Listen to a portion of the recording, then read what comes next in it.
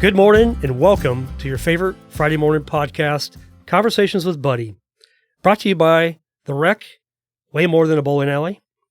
We give you the ability to connect each week with our guest because we believe people matter, you matter.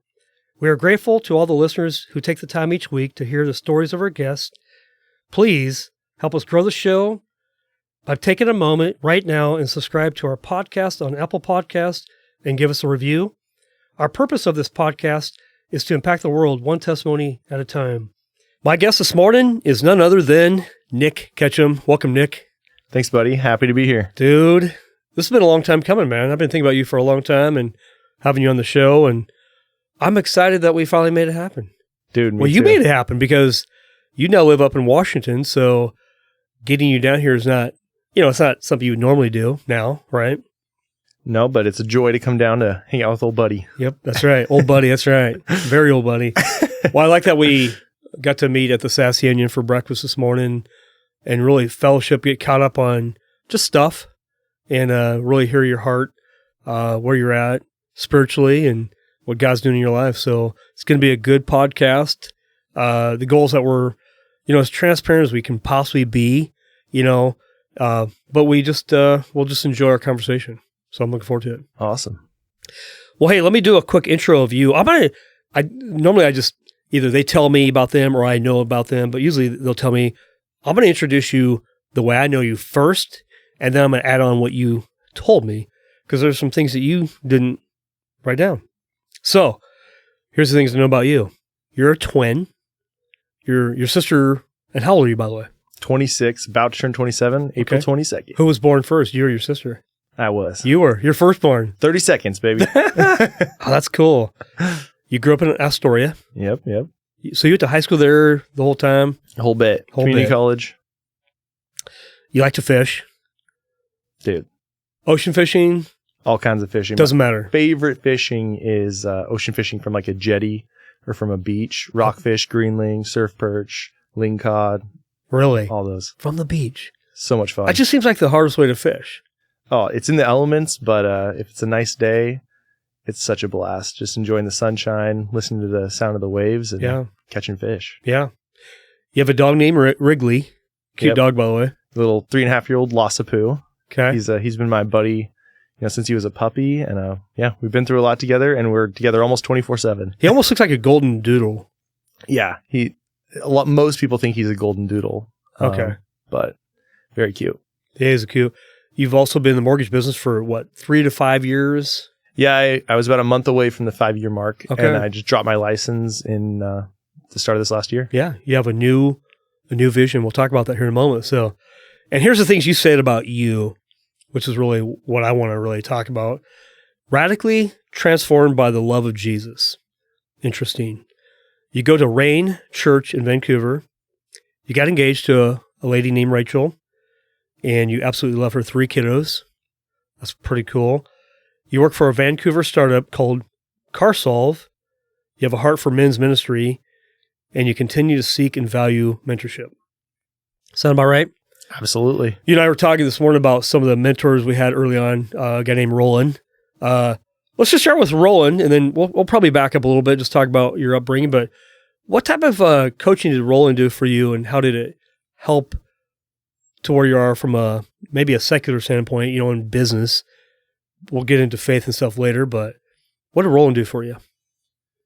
That's a really good question. I think part of the context is that Roland was the first time in my life that I was completely sure of something. And I don't know if it's down to his sales skills or if it was the content of what he had, but I knew that whoever this guy was, that I had to latch on to what he was doing. And I was his first mortgage client and a coaching client. And he was an executive coach. And so he started out as a physical therapist, building a physical therapy practice. Mm-hmm. And then he scaled that and then eventually sold it along with a couple other businesses to become a full-time coach. And I was with him from the beginning of that process for about 2 years. And in that time, I learned so much. And part of it's because it was executive coaching, right? It wasn't, how do you close another mortgage loan? How do you have better sales skills? It was, how do you fundamentally change who you are and get aligned inside of yourself so that you can go out and make an impact in the world? And they call it executive coaching because when you're the head of a company, you get to make those high level decisions. And in the same way, you can be executive of your own life if you have awareness and the ability to, emotional intelligence and just the ability to act on exactly what you think is the right thing to do. And I think that most of the time, most people aren't developed enough to the place where they're consistently acting on exactly who they are and living in their perfect purpose. And so that's what we worked on. And a lot of it was, one, awareness of things that I had no idea about that I needed to grow in, which is always fun. And two, just doing deep inner work. And that transformed me from viewing life as gaining technical skills and abilities and building talent in certain areas and combining those to be successful, to looking inward and saying, how can I become a person who can be successful in any situation, who can, no matter what kind of adversity they're facing, still be peaceful on the inside. And even if their life falls down around them, as may happen to an entrepreneur, that everything's still going to be okay, because that's the state that you can actually build the best possible life from. And while it wasn't quite religious or faith-based at all, it was definitely a great introduction to shifting that paradigm from the way the world usually does things. Well, the thing I've known about you, because I met you around 23, do we have a coffee appointment or something? Oh, dude, Buddy Puckett. I don't remember exactly. Was it at Isaac's? Yeah, I think we met. We either met at some sort of function, did a handshake, and I was looking. We went golfing with Jordan Keck, maybe. I don't remember. Well, you invited me to coffee. That was the next step. Okay. Wherever we met, and then I was super interested in, because you were talking about mentorship, and I was like, wow, that is important to me. And I'd been in the mortgage industry for 1 year, and I had known I wanted to be in mortgage, since I was in high school. I did a SWOT analysis on myself: strengths, weaknesses, opportunities, threats. And I'm like, all right, based on who I am, what I'm good at and bad at, and then looking out in the world, what opportunities exist, and then, what things would probably be more difficult to push forward in. I decided, all right, I'm going to be an insurance agent, real estate agent, or a mortgage lender. And I thought, well, I'm very process oriented, and I love people, and I really want to learn finance and real estate. So that way I could, take advantage of being in a position where every single day I'm learning more and more in two categories at once that make some of the richest people in the United States, which is business equity and real estate. Yeah. And the financing seemed to be at the center of that and align with who I am. And so that was kind of how I made that decision. And then fast forward a year, I've been, years, and I was in the mortgage industry a year, and then talking to you, I'm like, all right, this is the next step where I stop doing it my way, and I start learning from someone who really does this at a high level already. So, yeah, the thing I've known about you, you've always been somebody seeking to learn. I never really sensed you have an ego. I mean, we all have ego, but you're one to learn, and that's really cool. I love that. Well, hey, let's go back a little bit. I want to really know who Nick is. I know who Nick is. I've gotten to know you pretty intimately. I mean, I like you a lot, by the way. I think you're a cool dude. And you've impacted my life as a young guy. Go back to, being raised in Astoria, having a twin sister. I know you guys are pretty close. And then we're going to bring it all the way up to where you're at present time. So we're going to leave that till the last part of, because there's some good news that's going on in your life right now. And we want to unpack that. But tell us about life. Growing up in Astoria, fishing, just what was life like that makes you who you are today? Yeah, so I grew up about 14 miles east of Astoria in a town with one blinking yellow light called Napa. Not Napa, California, Napa, Oregon. Some people might get that confused. Really? Wine country, huh? Like, not quite. I know. Maybe bear country, not wine country. Okay. No, had a twin sister. 2 parents are still married. Grew up Catholic, went to Star of the Sea, a Catholic school, through 8th grade. And I think that to this day, that was one of the best things my parents ever did. Yeah. Couldn't afford it, but my mom worked there to cut the tuition. And Just put in lots of hours, and it was a labor of love to get us to go there. And that definitely shaped who I am in huge ways. And I specifically remember one day I was like, wow, this whole Jesus thing is about being kind, and I'm going to be a kind person no matter what for the rest of my life. And it's really cool how that came about because of a decision that, my parents made. Like, that's a blessing that I got handed, and I don't miss that. And at home, I mean, I'm so lucky that I had a mom that loved me so incredibly much. Not that my dad didn't love me, right? Yeah. But special bond with moms. I get that. Special bond there. And I feel like this unconditional love is a huge part of, who I am and shaped how I see the world.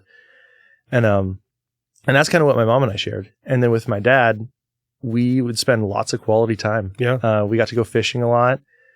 Being so close to the Columbia River, we had a little 14-foot boat we'd take out on buoy 10. Fish on. Look like crazy nuts out there. Everyone else is in their 21 to 25-foot boats, trolling around, $50,000 rigs. And we're like, this motor's $300. Hopefully it lasts the trip, That's crazy. It's so much fun. And, and then my sister and I are absolute best friends. Lived together for a long time after high school, and just that's been like that ever since we were kids. And because we grew up in the country, right, where we couldn't go see friends very You don't easily. have friends coming over, it's just you and her. Well, sometimes when you're older, right, but especially in the beginning, we just had to figure it out. Like, we didn't have TV for a very long time.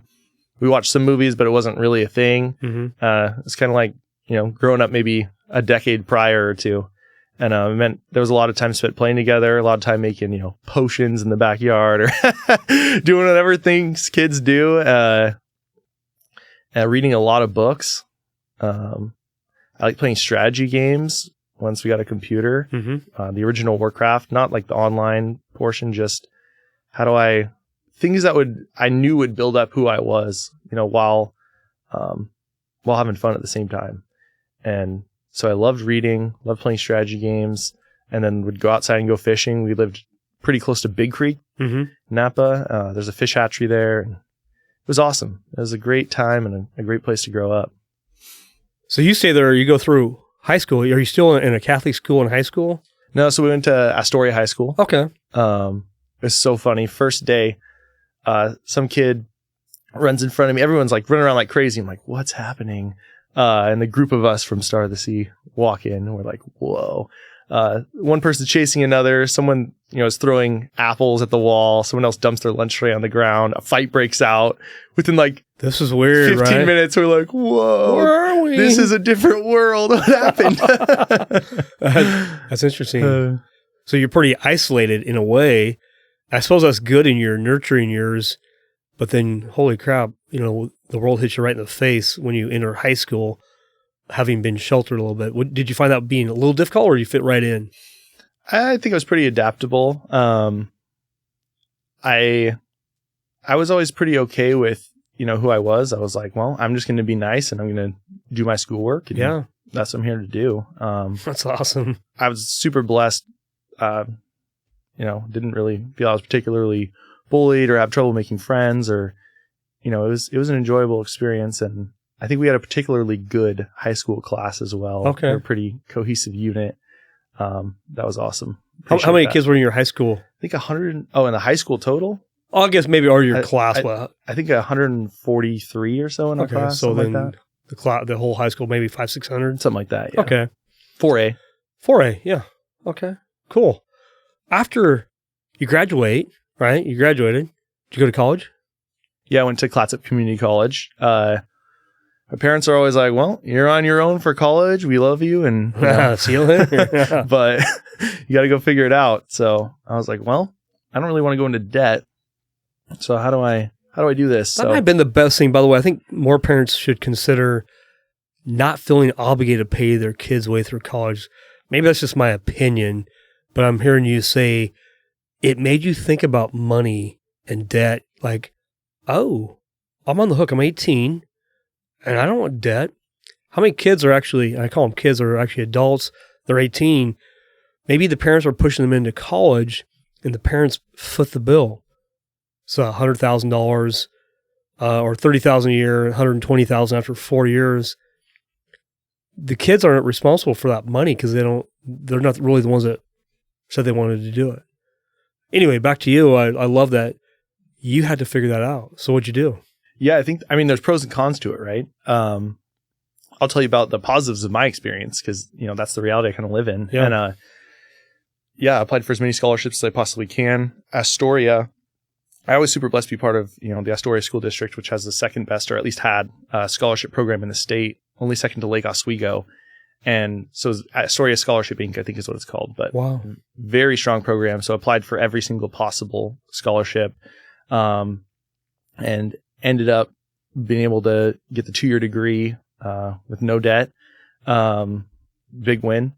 Did quite a few classes in high school because of, again, a great partnership between the high school and the community college. Mm-hmm. And, it was a great way to get started, save money. And also there was some great time with professors that are really high level that, shaped who I was. And I just wouldn't have had that unique access otherwise. Yeah. A lot of time spent just digging deep into things, specifically into psychology and just learning more about who I was and who I wanted to be and where I was going. Because, the next step, I wasn't so sure. Right? I didn't know what kind of college I want to go to for sure.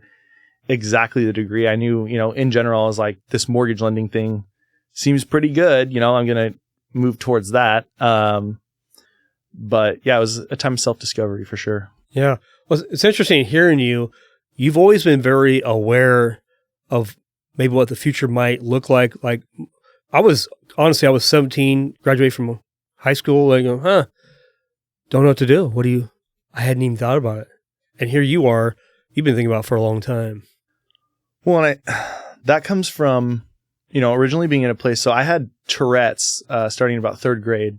Explain Tourette's. So that's, sustained motor and vocal tics, involuntary repetitious movements, for a year or more in a way that, is, creates problems in your life, right? Whether it's, looking inward or your self-esteem or how you see the world, right? So there's some sort of issue there because of them. And, that lasted through high school, and to this day I still have tics, but it's not anything like it was. Yeah. And, man, the formative moment of my life where I really realized that, I had some level of control and that kind of shaped how I started viewing my awareness, right? And like intentionally cultivating it, was this time when my friend Morgan, dude, absolute light of a guy, love him. Morgan Fruitt, he invited me to play basketball on the team. And I was, maybe 80 pounds overweight. This is high school? Yeah. You're 80 pounds overweight. Yeah. Which you're not today. You're total fit dude. Feeling good. That's interesting. I can't imagine a bigger Nick. Oh, dude. So the way it even got there, I'll go back a little bit. I love the video game Halo Reach, Halo 4. It's had 10,000 plus hours on that. Wow. I'm reaching some top ranks, playing with some really high level people on there. Wow. And part of it's just who I am, which is like, I want to do everything at the highest possible level. You go all in. Yeah. And I think from having the Tourette's, I had this thing where my concept of myself was someone who, wasn't worthy or couldn't accomplish things. It was this paradigm around control that really wasn't serving me or anyone else. And so it felt really good to have something where you can master it, right? And at the same time, be numb to who I was at the time. And so video games filled that spot for a while, but that comes at a cost, right? If you're sitting there all day, every single day, and just eating like a normal teenager, it's pretty predictable what's going to happen. I remember you told me a story one time. What soda did you drink? Mountain Dew. Mountain Dew. Code Red, baby. How many did you drink a day? 3 to 6 a day. Yeah. Chugging iced tea. Whew, loved Life it. was good, man. How much sugar is in 50 grams of sugar in a Mountain Dew? A ton. Too much. Can you Oh, dude, that'd be... Okay. Gotta love that, though. But yeah, so I was doing that, and then my buddy invited me. I'm like, you know what? I'll give it a shot. And basketball, that is. Yep, basketball, okay. exactly. Yeah. And to be honest, it was the hardest thing I had done in my entire life. I pushed through, but again, you take someone that overweight and you throw them on a basketball court at a tryouts. It's going to be hard, right? It's not supposed to be easy, even if you're fit. And, I just remember walking out. My dad throws open the passenger door of the Ford Ranger. He's picking me up, and, I'm crying. Like, just, it's relief. It's feeling a little bit proud that I did it. It's feeling like I was so much worse. It was all these things all at once, right? It was just a lot of emotion. And my dad had constantly been pushing me. He's like, you need to eat less. You need to do this. You need to do that with your weight. I want you to be healthy and feel good about yourself. And you should play basketball. You should do sports. And I was like, no. You know, I felt like it was critical and criticism and took it personally, right? Well, he opens that door. I walk into the truck and he's like, he just takes a sec, listens to what I got to say. And he's like, you don't have to go back. And it was like this moment of total acceptance for who I was that it really made me feel loved, because I realized all those times when he's trying to push me it wasn't him being critical. Yeah. It wasn't him thinking less of who I was. It was only meant to help me get towards a place where I could, you know, love myself. But your perception was correct. Critical. Exactly the opposite. And it's probably what happens with a lot of parents and their kids. Parents are pushing their kids to do something. Kids think it's critical, but because perception is what? Reality. Yep. Okay. Well, what was so beautiful in that moment is it gave me back control. It gave me the ability to see that I'm in control of my life, that he handed it back to me and said, actually, you are now the master of your destiny. And especially looking at the hardest thing that I'd ever done right in the face. And I said, you know, I'm going to go back. And so I did, day after day after day. What's interesting, your dad goes, hey, here's the reins of your life. Decide what you want to do. And you made a decision. Yeah. And I think that was the moment, going back to what your comment earlier, that I was like, wow, I can really do this intentionally. I can control this to some degree. Like, there's an amazing life out there. What really happened is I got this shot of hope in my arm.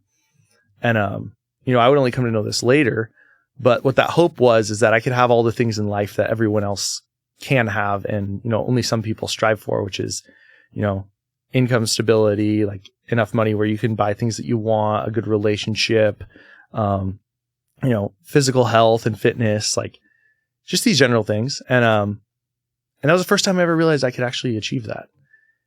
And it was so wonderful. And Morgan, my best friend, was there each step of the way. And it was such a blessing. You know, I wouldn't call it that then, but to have such amazing people around, you know? Yeah. And to be so supportive in a time that was so important. And yeah, I just kind of lit up from there. Then I was like, all right, how do I read every book I can on this journey? Like, if I want to be, you know, at the table with really high level people, then I got to do high level things. You know, what do? Oh, they listen to audiobooks on 2 times speed.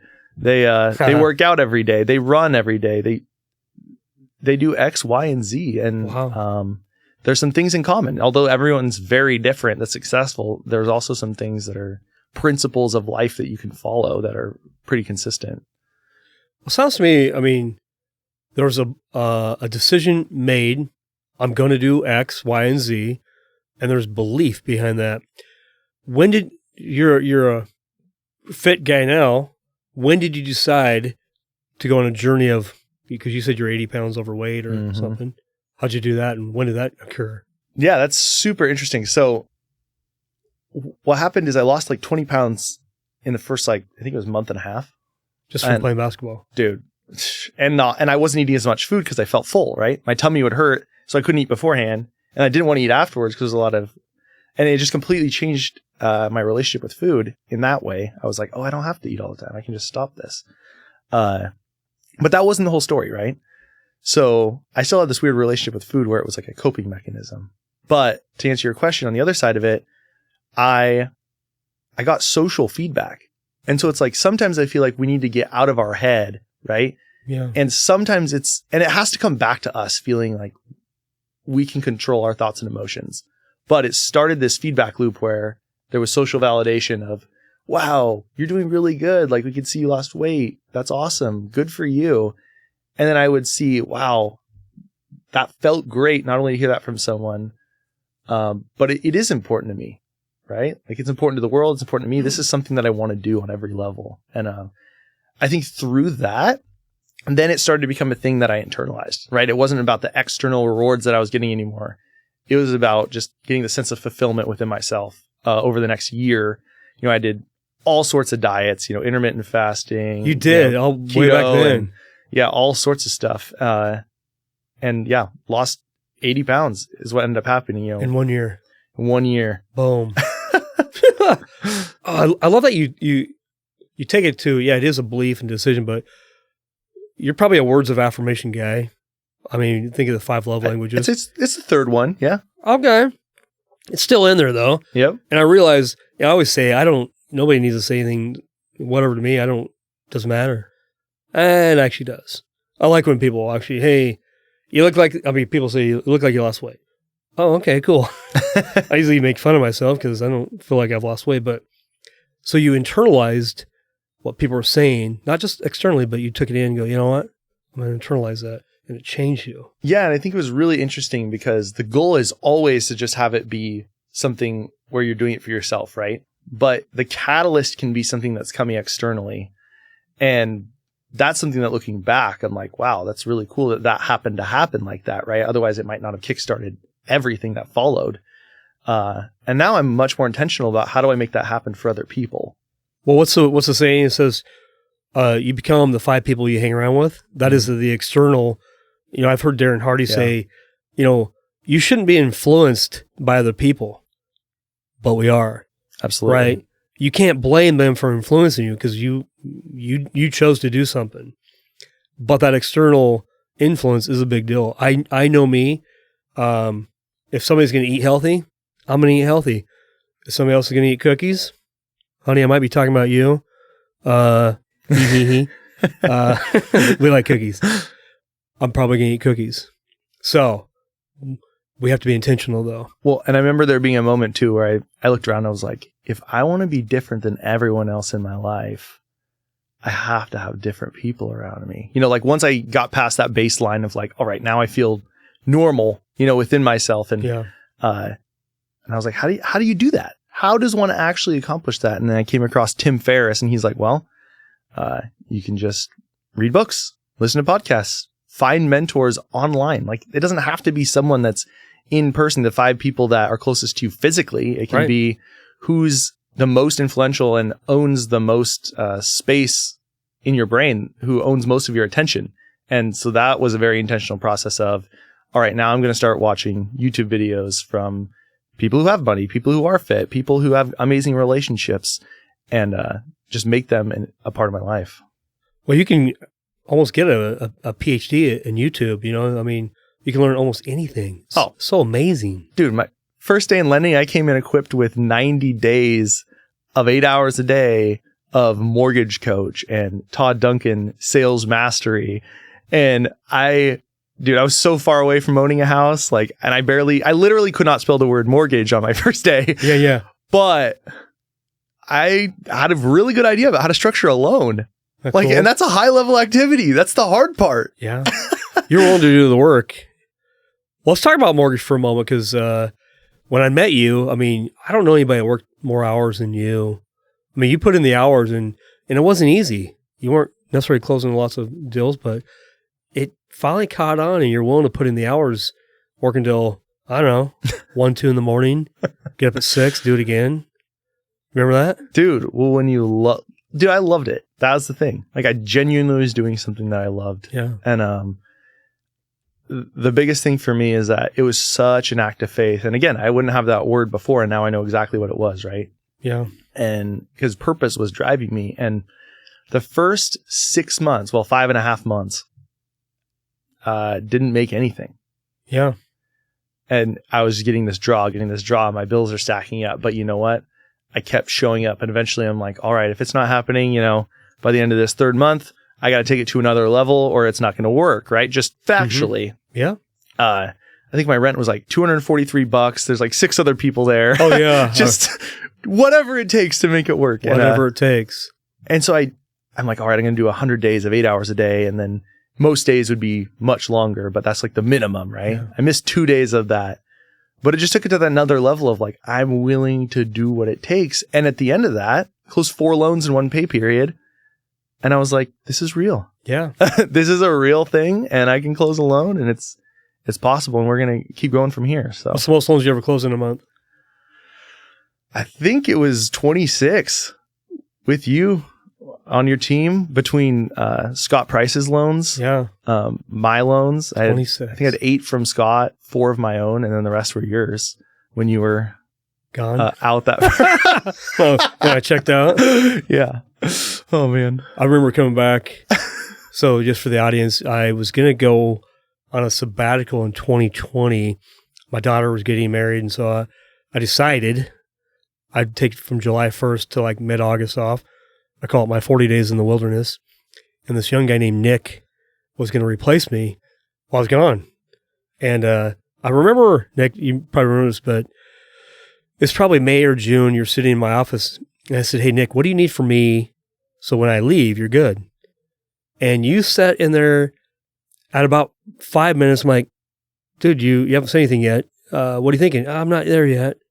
Maybe another 5 minutes go by. And you go, I got it. I go, okay, what do you got? He goes, here's what I need from you. I go, okay, what is it? I think it was 6 words. I need you to trust me. That right there, those 6 words gave me permission to leave. I don't know if you know that. And so I left. I could leave. I left it all really in your hands and the rest of the team member. And you guys closed a bunch of loans while I was gone. And what's interesting, being gone and checking out, for me personally, I realized a lot of my identity was in what I was doing for a living. And it should never be in what you do for a living. It's not what I do, it's who I am. And so for me, after being in the mortgage industry for over 20 years, realizing how much my identity was in mortgage, came back and I was free for the rest of my life to never go back into having mortgage as my identity. But the funny thing is, when I came back after being gone for 40 days, I'm looking at you and your face is white as a ghost. I go, dude, are you okay? And you say these words. I said this often to people. It's funny. I think the stress is getting to me. You think?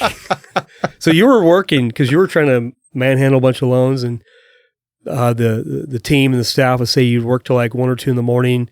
You'd sleep in the office sometimes, get up at 5 or 6, work all day. Man, I felt horrible, but you know what? It helps you actually fast forward and figure out what it is you love to do, what you're called to do, what your purpose is. And during that time, that was exactly your purpose, to figure out who Nick is. And that's kind of where we're going to get to now. And it was a journey for you as I look back, because, one of the things is your life has changed. You moved on and you met someone. And so I want you to do this. I want you to kind of walk me through what your current priorities are. And then what is this news that you have coming up here? And you can do it however order you want. Maybe tell me the news, but what's going on in your life right now that's made you, going through mortgage to where you're at today, where you work? Yeah, I will say one thing that bridges that gap that you taught me in that process when I said, I just need you to trust me. And then you chose to do that, and it changed your life and even your concept of like who you are.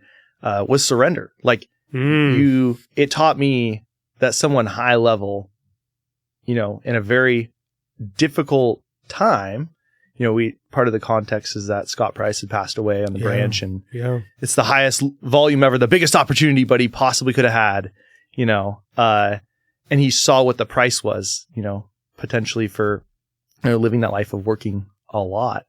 And his daughter's wedding, and everything was on the line. And instead of diving into the way he'd always done things, he chose to surrender, and not surrender in a bad way, like give up, but just surrender the old self and accept a new self that serves not only him but everyone around him better.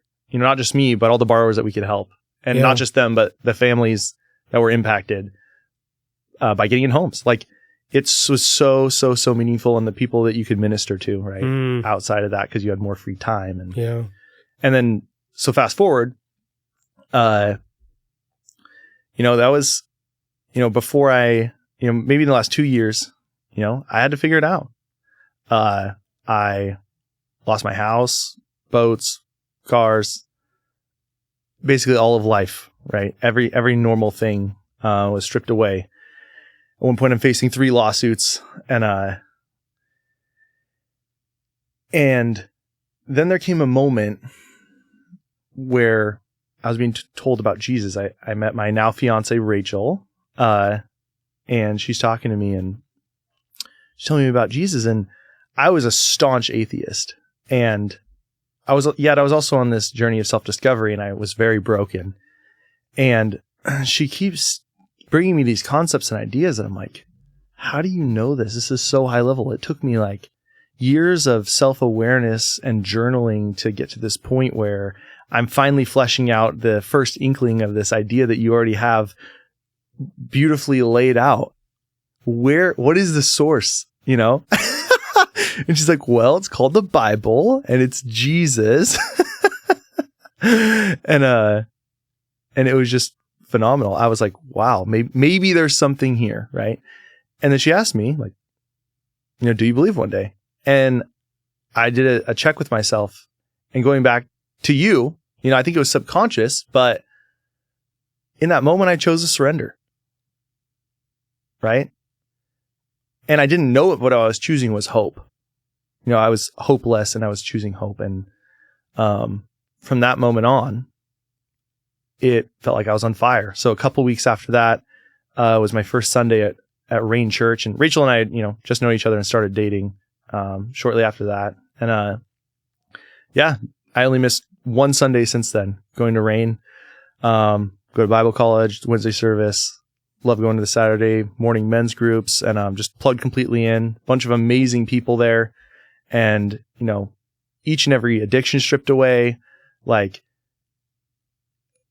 it is crazy when you can pray and ask God for something, and he gives you the ability, by the work of your hands to experience blessings. And, it's both spiritual blessings and it's prosperity. Like, it manifests in the world. And so over the last couple of years, it's gone from this place of complete brokenness, not only on the inside, but on the outside, to fully rebuilding to something that is more than 10 times better than I even could have imagined before. And that's, not only my relationship, but the job I have now, my relationship with my body and how I view myself, just all of it, just so accelerated. But it's because of that theme of surrender. Walk us through kind of what your priorities are today. You can compare it to the past. I don't really care. I think you're always on the journey of seeking to truth, even though you say you're a staunch atheist. But somewhere down deep, God puts a God-sized hole in your heart. I think you mentioned that this morning. It's always there. People have it because even atheists believe in something. Well, so walk us through your priorities. But anyway, yeah. Continue. Yeah, and the priorities, it starts with love. And that's also exactly what was at the core of the whole atheist thing is when I broke it down, I could never figure out a way to understand how I could believe like that and be unconditionally loved at the same time. And yeah, that's the only thing that I realized mattered at all. Love. Everything else was irrelevant. And so it was really early on after I'm like, all right, I'll do this Jesus thing. I'm going to choose to surrender. I saw the verse and it said, God is love. And I was like, oh my Did your brain just blow up? What? Are you kidding me? God is love? It's been hiding in plain sight this whole time? The whole time. That's, oh my goodness sakes. I bet your mind just blew that day. Dude, how could you not want to choose to serve love for the rest of your life? What downside is there going to be to serving love, to authentically and wholly surrendering as a servant of love? No downside. There's none. That's it. Game over. Well, I think it's in 1 Corinthians 13. So if you haven't read that chapter, to Rachel or to yourself, it's a love chapter. But, at the tail end of that verse it says, faith, hope, and love, but the greatest is love. Well, you don't take faith and hope to heaven, but love you always have. It all comes down to love. The whole Bible, the Old Testament, the New Testament, Jesus is love. God is love. That's pretty cool. Yeah, and that love, you're talking about priorities. I mean, he's at the center of our priorities, right? And I think it's pretty clear. You put God first, right? It can be time-wise, but it's really where your emotional intimacy is. So is that first with God? Is that where you're going to put that stake? And second, it's with your spouse, right? Or future spouse as you're practicing, right? For marriage. And, third, kids. And fourth really is work and combined with work ministry. Like all of us are called to this ministry of, not only discipleship, but also saving souls. So I think we can do that through our work. We can do that in our church community. We can do that with non-believers. Like we can do that with our friends. All of those things are kind of included under that umbrella for me. And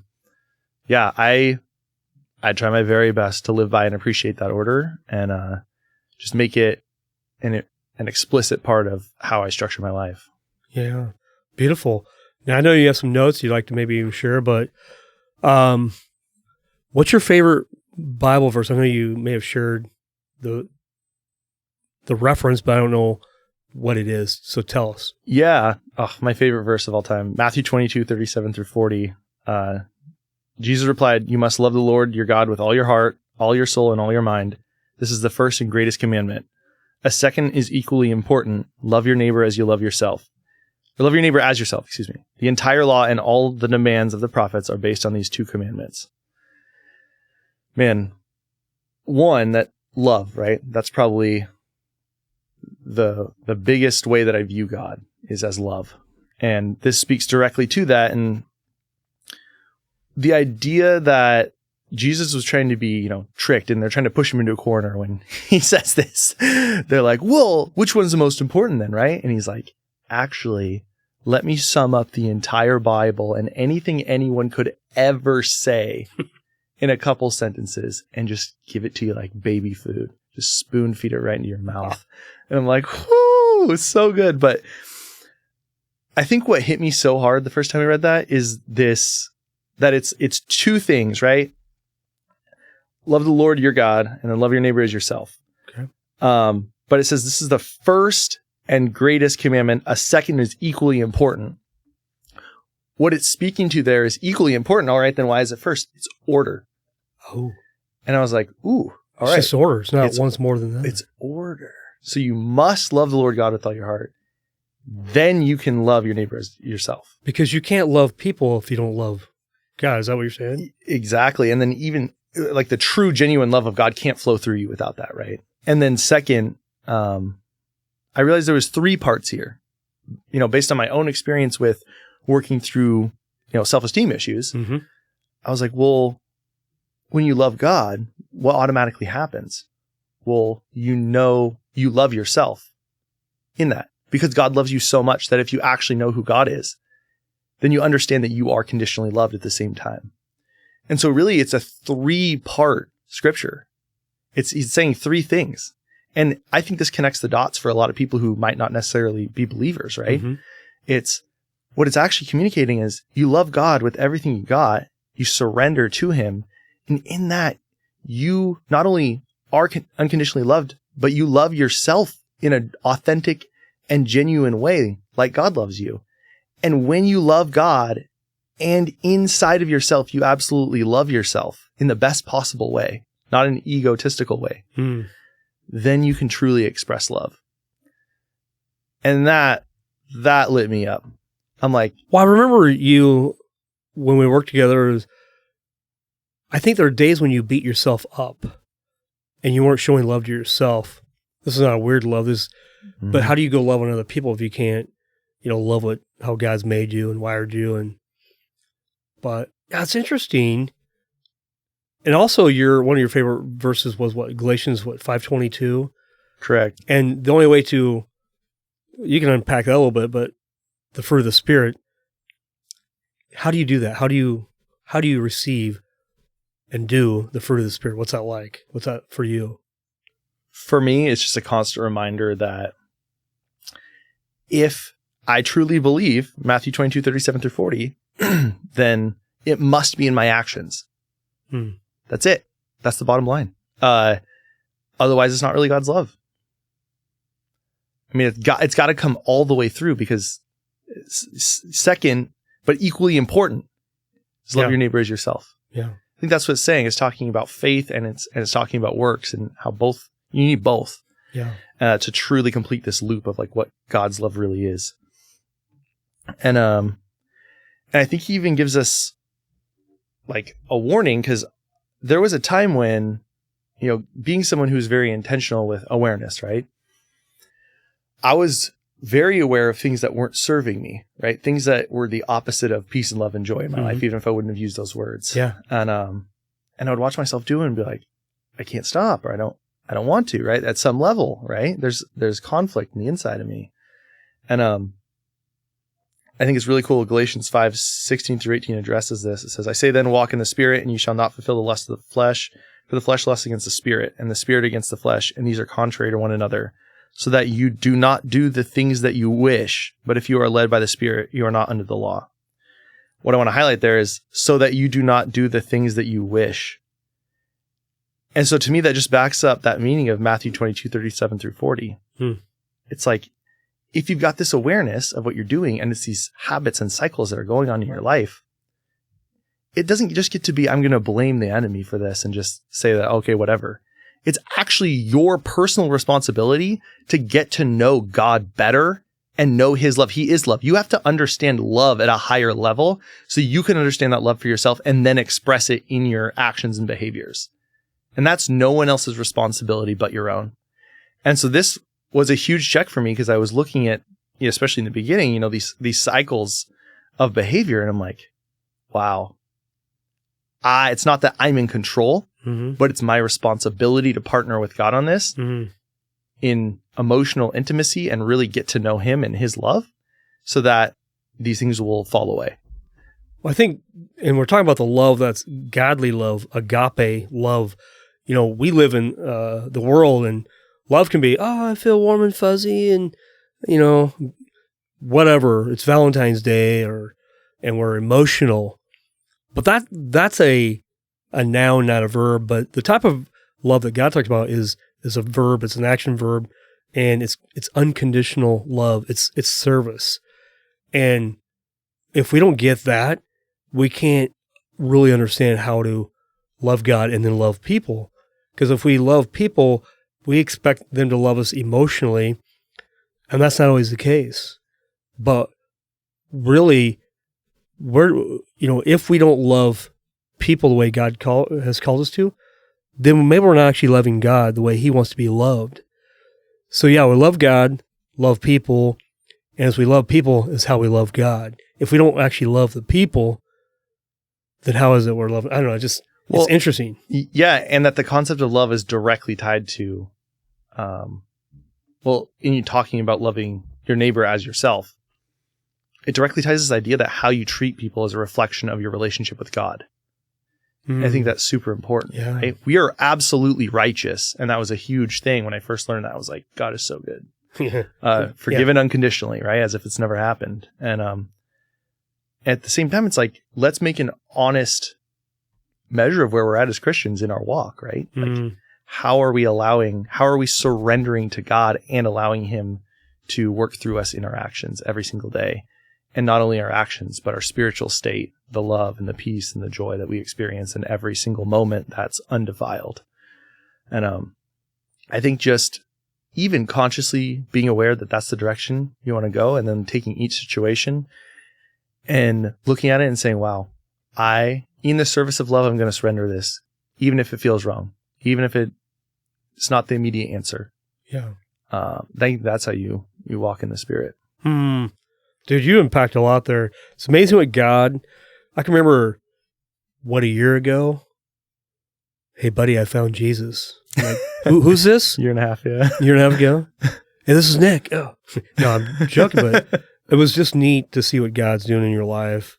and what God is going to continue to do as you surrender. I do want to say one more thing. I came up with this question. That's kind of the test on that Matthew 22:37-40, right? And walking with the Spirit. Is your own idea of how close you are to God more important to you than your actual relationship with Him?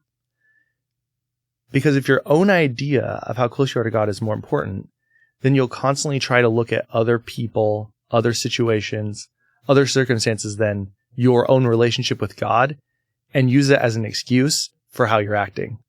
So that taking that responsibility and then turning it into surrender, I think is the thing that's helped me grow a lot, or a thing that's helped me grow a lot. That's awesome. Well, hey, we're going to wrap up here in a moment. Share with us, you got some news that's going on in your life, and then I got another question for you.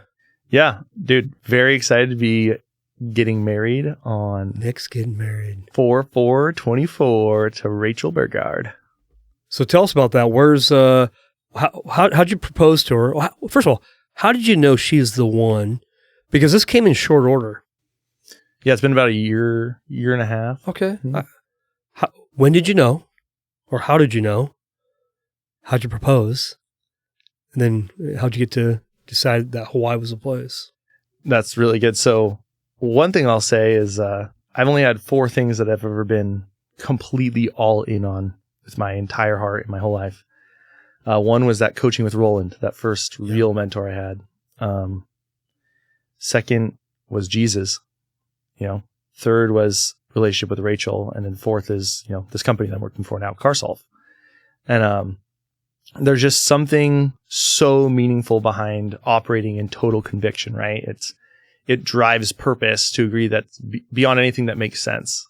And so we met and we were dating for, I don't know, maybe a month. And on the first day I met her, I'm like, oh, I could totally marry this person. And I literally hadn't thought that about anyone before. But first time I met her, I'm like, I could marry this person. I don't know him at all, but it could happen. About a month later, I'm like, yes.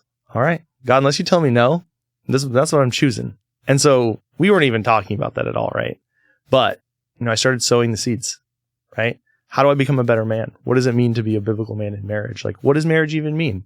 And just doing the work, doing what it took. And then almost a year later, in July, this last July, proposed to her, borrowed a buddy Rusty, his barn, and dude, it was like a MTV music video. No way. Did up the loft with like hay bales on the sides, and there's like a little aisle and an arch, and it looked really nice. It was really good, and we did a surprise engagement, and that's so cool. Friends and family there, and really? It was a blast.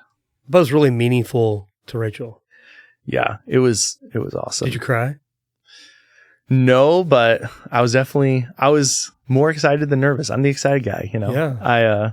I when you believe for something that long with so much of your heart, you just get excited. Yeah.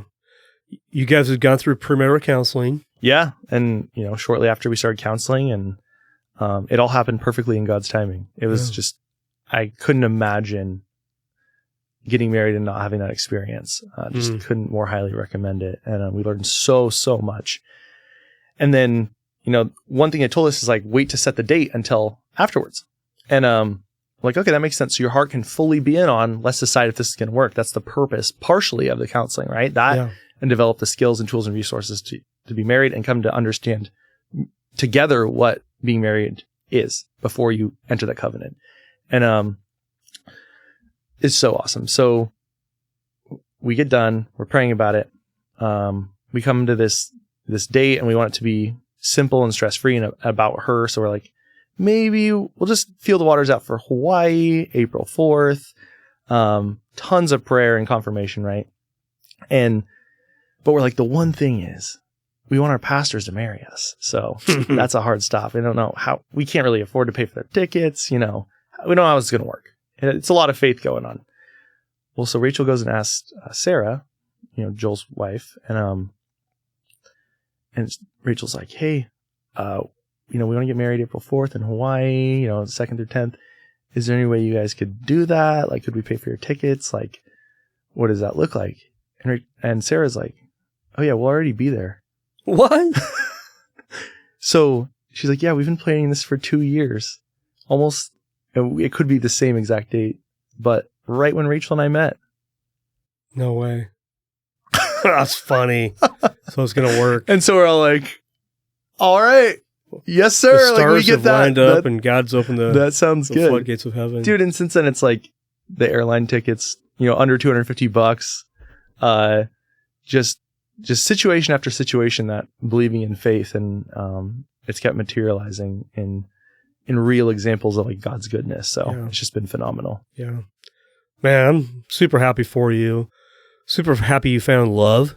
That is in Jesus, but that he also brought you a woman that you want to marry. She has 3 kids and you love them. Absolutely. Oh man, what a great time to just be mindful, be accountable, be intentional. And Nick, I feel like you are an all-in guy, and yeah, this is good. Well, and I feel like probably the biggest like capstone to wrap up, the connection between, the then and now, and even looking forward, is just the hope in the future full of Jesus, right? Like that's the source of the hope now. Before, there was no hope. There was no hope even in a future of having money, having a relationship. I one time was like, I'm so lowly, like because of this condition I have. I know I'll never be with anyone. Like, and I just got to accept that. And I genuinely believed that. That was an agreement I had with myself, right? Wow. And I can never have the things that people have. And so I got this worldly hope, when my friend believed in me and was supporting me and had that experience with my dad, and it was a worldly hope. And so I achieved all those things, and I still realized it meant nothing. It's empty. It was empty, but it took getting there to know that, right? Because I know what real lack was. It's not even believing that you could have those things. Yeah. Gosh. And it was no better. It was just as bad. And so then now, living every moment with a hope of a future in Jesus, it's just the only way. Man, that's so cool. Hey, we're going to wrap up on just the note of you're now in a different business. You seem pretty passionate. Tell us about CarSolve, and what do you do, and why does it bring you joy? Yeah, I'm kind of in charge of our partnerships and working with investors and developing the direction that we go with the business, like the business model and things like that. And CarSolve is the United States' first exclusively digital consumer to dealer auto auction. And so what's super cool is that over 230 transactions successfully closed since this last April.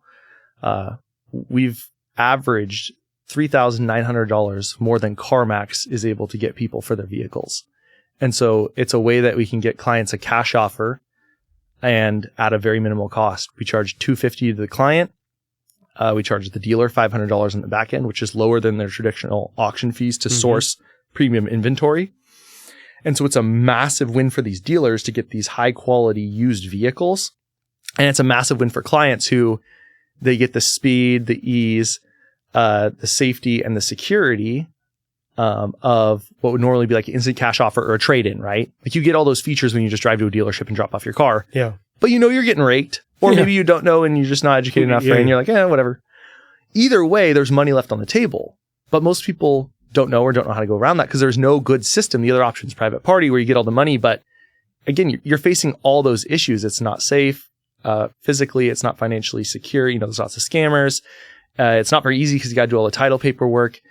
So you guys do A to Z. I mean, you guys take all the pressure off. Exactly. And make it simple. And it's quick. Yeah. And even compared to something like a trade-in, we also take negotiation off the table because we do that for clients. So they list their car on our platform. It's just like you're listing on Facebook. You put photos, you disclose everything about the vehicle. You're totally transparent. Every single thing. Put it on our platform. We have 80 plus local dealers bidding on these vehicles over 72 hours. And what's cool is they're not only putting in bids, then they're bidding against each other using our proprietary software and algorithm. So you get the very higher than the highest amount any dealer in the entire market would pay. Yeah. And the reason it works so well is that the market is very fragmented. So the amount that the average dealer will pay for any given car compared to the amount that the highest paying dealer would pay in that market is extremely high, but there's no way to help a consumer capture that value until now. Right. So we're actually in the middle of a fundraising round right now, a seed round, doing a $750,000 convertible note. And, we've got some interested parties, and we're looking to move forward within 60 days. If you guys are just really like a middleman, I'm a seller, I'm a buyer, seller, I'm the consumer. You have the dealers, the business side. Why do you guys have to raise money? So the way this works is at scale. So most businesses, like part of our pitch deck is comparing, you got Carvana, they take extremely high margins. Like they only go for the vehicles where people are just willing to hand it to them, basically, right? That's their bread and butter. Yep. And they stick there, and they actually deny the vehicles that are more marginal. CarMax does about 3 times the volume that Carvana does because they're willing to take a little less margin, but do higher volume, yep. Right? And so they're actually a bigger company overall also. Less profitability per unit, bigger company, make more money. Volume Great. wins. That works, right? Well, we're taking it the next step further. So our fixed costs, right, still exist. But when you spread it out over a lot of transactions, it lets us take the lowest possible amount compared to the benefit that we're offering consumers. So to give you an idea how big of a deal that is, the amount we're making consumers more than CarMax is literally, that value add is more than the entire margin that CarMax makes. It could literally make nothing on a vehicle, and we would still be giving the clients a better deal. Can you imagine if there was a lender where you could make 0 and they would still crush you on every single transaction? You'd be like, dude, how is it possible? How is it possible? How am I supposed to compete with that? Can't. That's exactly what we're doing. And so as a consumer, I'm just going to call you, Nick, and go, hey, Nick, need a car? And you'd call CarSolve. I'll call CarSolve. And actually, you wouldn't even have to call us. So you go onto the website online. Yeah. You can get something called our instant auction estimate. Yep. And it gives you an idea of what we could get you at auction, our number for you. And if you want, you can go to a dealer and try to compare, and you'll beat them, But we also pop up via CarWiser these instant cash offers. As CarWiser is a company that aggregates these offers. So we have it populated alongside our numbers, so you can see, they already pinged CarMax for me. They already pinged Vroom for me. Vroom just went out of business, but they pinged all these other companies offering, and you can see how much more it is. Okay. And so you get that, and then if you do want to move forward, then you can fill out the application on the website, and then an agent will be in touch once it's submitted. Takes just a couple minutes, 15 minutes or less. And you set your reserve price, the minimum you're willing to take for the vehicle, and you launch it to the marketplace, and dealers start bidding. You watch the bidding live in the software. It's really simple. Fun, and then you get your high offer. But we don't reveal who the dealer is until you get an offer that you love. Then you pay $249, and then we reveal the dealer to the seller and the seller to the dealer. Boom. You hold Super the cards, simple, man. Love it. That sounds pretty simple. So the next time I buy a car, I just go to CarSolve. Well, next time you sell a car. So only selling. Yeah. So the part of the beautiful part is the dealers are willing to pay more money than they possibly would otherwise for a vehicle. Okay. Because we're pipelining them clients who want to buy a vehicle as well. That's what I'm asking. Yeah. So I can sell a car. So we'll maximize the amount you get on your sale and connect you to a dealer who can help you buy. Got it. And they'll pay you more than they possibly would have otherwise because they know that you might want to buy a car. The benefit why I'm going to go buy my car from that dealer, that's most likely, that's the whole goal. You don't have to. No. But we can line that up so that, I wanted a car over there. Oh yeah, let's just line you up with these guys. They're the highest paying one, or hey, this guy's willing to pay a little more. They don't have the inventory. So one-stop shop. Dude. Yeah, it makes sense. It easy, yeah. Okay, cool. Well, brother, we're going to wrap up. And I just really appreciate you being part of this today and unpacking life. I'm sure down the road, maybe 6 months down the road, I want to hear more about CarSolve and maybe how business is going. By then you'll be married. Who knows where life will take you? Yeah, I don't know exactly where it's going to go, but I'm very excited for it. I love your commitment level. And so, well, hey, thank you all who listen every week. I hope you really enjoyed Nick's story. Nick's a great guy. If you ever want to reach out to Nick, We'll put in the show notes maybe a way to get in contact with him and learn more about Jesus, car solve, marriage, dating, whatever it is that you want to hear about. You'll get you'll definitely learn a lot. So thank you for listening each week. We appreciate you. We'll see you next week. Thank you all for taking the time each week to be encouraged, challenged, and loved. Remember what Jesus said? I'm the way, the truth, and the life. No one comes to the Father except through me. My hope and prayer is that you believe the words of Jesus. We'll see you next week. Thanks so much.